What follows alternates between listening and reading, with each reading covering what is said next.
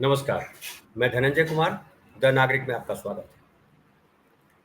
नीतीश कुमार ने जो विधानसभा में बोला, उसको लेकर के पूरा मीडिया में जो है, एक अलग अलग किस्म का रंग दे दिया गया और वो ऐसा कहा गया जिससे लगता है कि जो नीतीश कुमार दिमागी तौर पे फ्लॉप हो चुके हैं या अश्लीलता फैलाने वाले व्यक्ति हैं या गलत व्यक्ति हैं, ऐसा प्रोजेक्ट कर दिया गया पूरा मीडिया में।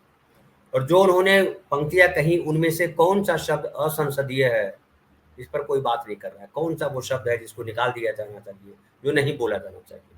भाव की बात अलग है, लेकिन भाव जो उन्होंने कहा है, उसके अर्थ क्या हैं, ये समझना बड़ा अलग है। हालाँकि नीतीश कुमार ने जो विवाद खड़ा हुआ, जो लोगों ने हंगामा किया, चाहे महिला संगठन हों, चाहे वो ख़ास करके जो बीजेपी से जुड़े हुए लोग हैं। बीजेपी की महिला नेताओं ने जो है, कई नेताओं ने अपने आप को रुलाया, उनको लगा कि बड़ा रोने वाला समा बन गया।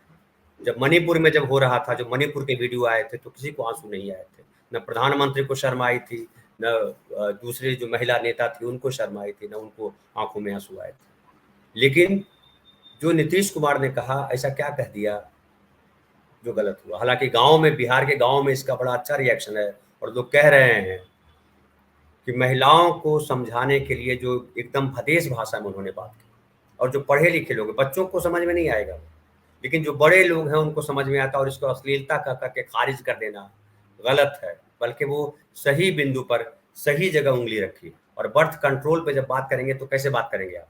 जब कंडोम का प्रचार आता है तो कैसा प्रचार आता है? कंडोम के प्रचार जब बच्चे देखते हैं या जो बड़े देखते हैं, घरों में चलता है, क्या उसको महसूस करते हैं उसको लेकर के? तो इसको लेकर के हम जो है, आज हमारे साथ जो है वो मंजुल भारद्वाज हैं। मंजुल भारद्वाज संस्कृति कर्मी हैं, मंजुल भारद्वाज थिएटर कर्मी है और मंजुल भारद्वाज लगातार महिलाओं के लिए काम करते रहते हैं, महिलाओं की संस्थाओं के लिए, और जो जेंडर सेंसिबिलिटी है उनमें काफ़ी काम किया उन्होंने। तो हम उनसे समझते हैं कि नीतीश कुमार जो कहा, उसका क्या अभिप्राय वो निकाल रहे हैं। तो मैं सीधा मंजुल भारद्वाज के पास आपको ले चलता हूँ। मंजुल भाई नमस्कार। नमस्कार भाई, नमस्कार।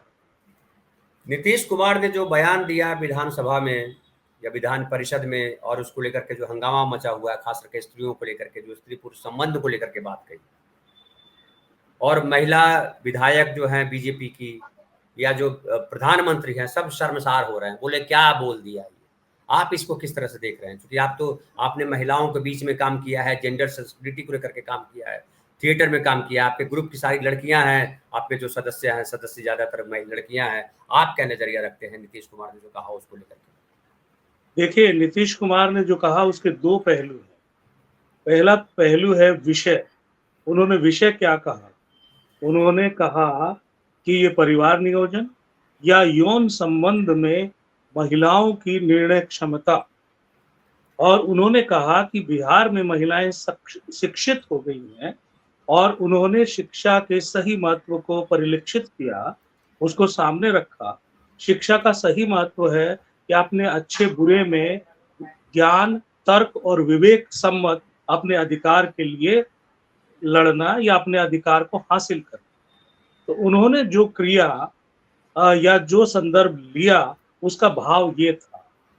अब रही दूसरी बात कि उसका कहने का तरीका क्या हो, तो उनके कहने के तरीके पे जो बवाल उठा है, उसके बारे में उन्होंने पहले ही माफ़ी माँग ली और सब जगह उन्होंने माफ़ी माँग ली।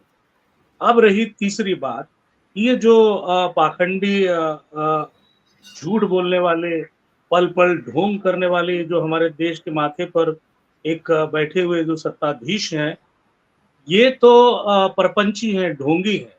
यही है ना जो इन्होंने डीएनए की बात की थी, यही है ना जिन्होंने जर्सी गाय की बात कही थी, यही है ना जिन्होंने 5 करोड़ की गर्लफ्रेंड की बात की थी।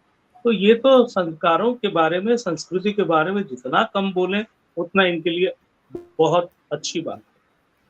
अगला बिंदु जो मैं लाना चाहता हूँ, नीतीश जी ने परिवार नियोजन की बात की, और जो यौन संबंध हमारे देहात में, इवन व्यस्त शहरों में भी होते हैं, उनमें जितने भी परिवार नियोजन के, चाहे कॉन्डोम हो, चाहे पिल्स हो, उनमें उतने समय से, उतने सही तरीके से उनका उपयोग नहीं हो पाता है। तो एक प्रदेश के मुख्यमंत्री हैं, उन्होंने इसका एक शोध किया होगा या कौन-सा तरीका पढ़ी-लिखी महिलाएँ अपनाती हैं, उन तरीकों को ध्यान में रखते हुए चूंकि वो जनप्रतिनिधि हैं, इसलिए उन्होंने जन भाषा में इसको विधानसभा में रखा।